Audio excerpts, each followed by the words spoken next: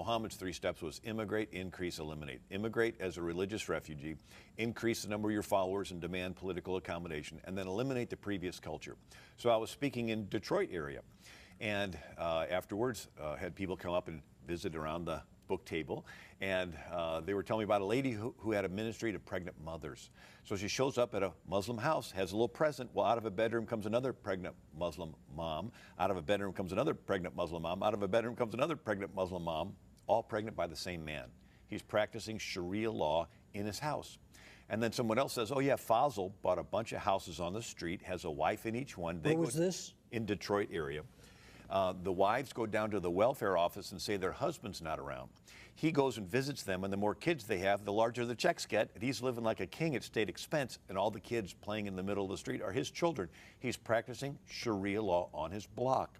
They take over several more blocks, and they vote in the school board. And now they have their Sharia in the schools. And then they take over more blocks. They vote in the police department, fire department.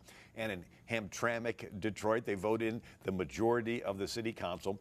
They have their minarets, their calls to prayer 5 times a day, no different than Pakistan. So we see the first ones come in as immigrants, and they're nice, and they're so nice, everybody says they're nice, nothing to fear, let more in, more come in, they gravitate together, form a community.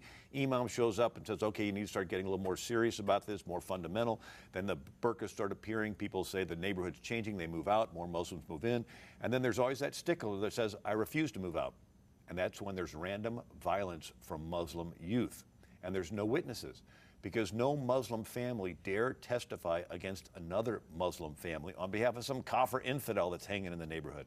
And so eventually they take over the entire neighborhood. And they do this neighborhood by neighborhood, city by city, block by block, until they take over countries. And there's 1,400 years of track record to observe this pattern. So they took over Egypt, which used to be Coptic Christian. They took over Syria, which used to be Christian. They took over all of Turkey, which used to be Christian. Took over all of North Africa, which used to be. They took Spain, held it for 700 years until the Spaniards drove them out.